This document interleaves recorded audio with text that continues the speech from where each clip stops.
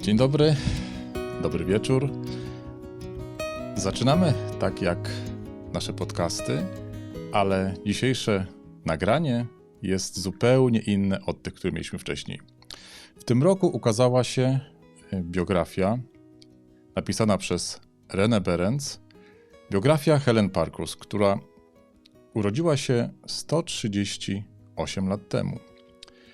Myślę, że większość z widzów naszego kanału zna osiągnięcia Helen Parkhurst, zna plan daltoński, ale tak niewiele wiemy o tym, jak to się wszystko zaczęło.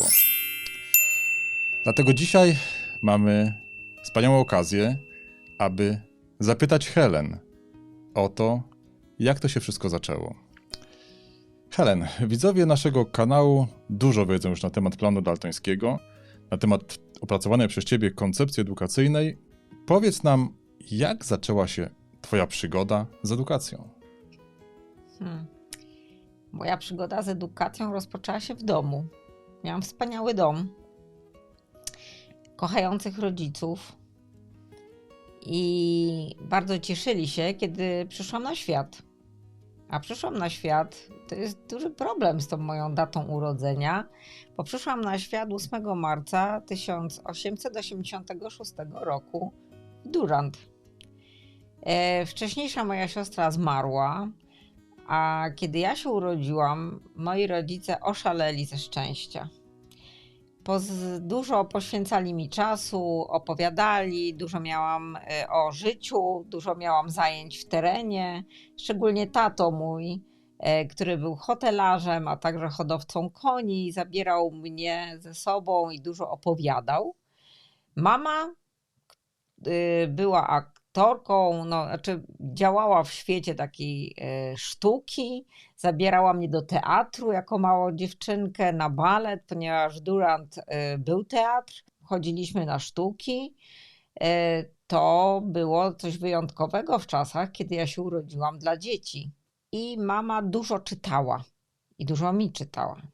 I ja bardzo szybko rozpoznawałam znaki literowe, a mając 5 lat zaczęłam płynnie czytać.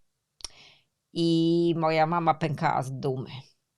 Do tego stopnia, że pochwaliła się o tym komisarzowi do spraw nauki i postanowiła razem z tym komisarzem zabrać mnie do letniej szkoły nauczycieli, która odbywała się w gmachu sądu w Durand, i pokazała, w jaki sposób małe dziecko może już czytać.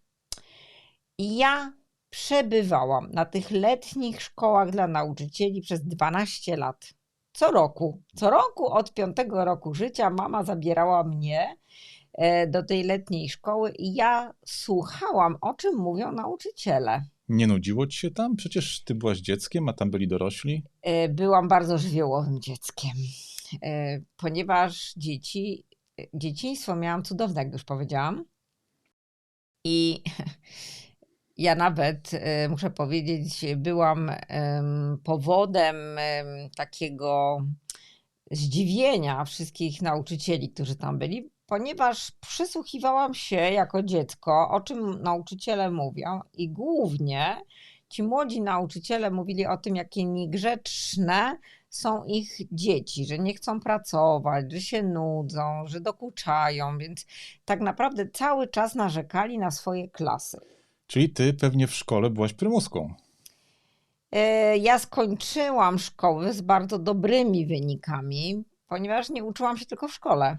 Ja można powiedzieć, że zainicjowałam edukację domową, ponieważ w domu moich rodziców bardzo często przebywali bardzo mądrzy ludzie, aktorzy, pisarze, piosenkarze, pieśniarze. Również moja babcia i dziadek dbali o moją edukację, zabierając mnie na różnego rodzaju wycieczki. Dziadek bardzo dużo opowiadał mi o roślinach i o środowisku, które mnie otaczało. Tak naprawdę ja w szkole się strasznie nudziłam.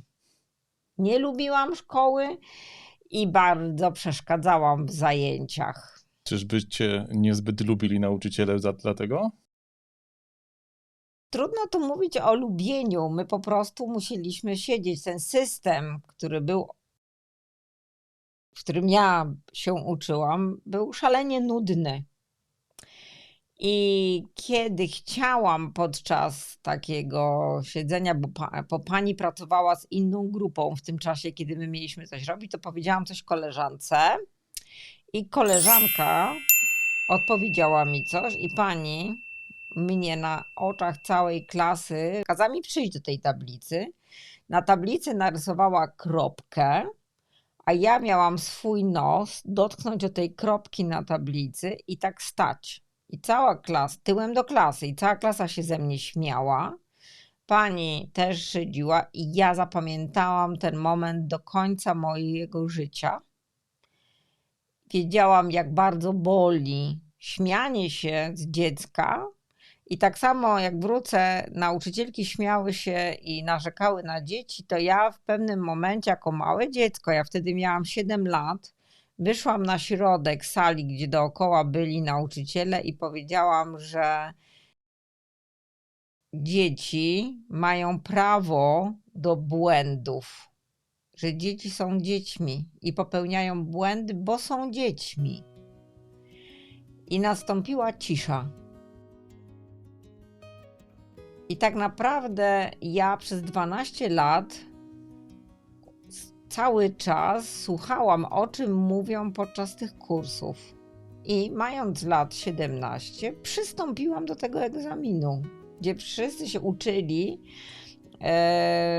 żeby go zdać. A ja go zdałam śpiewająca, najlepiej ze wszystkich. I tutaj się zatrzymajmy.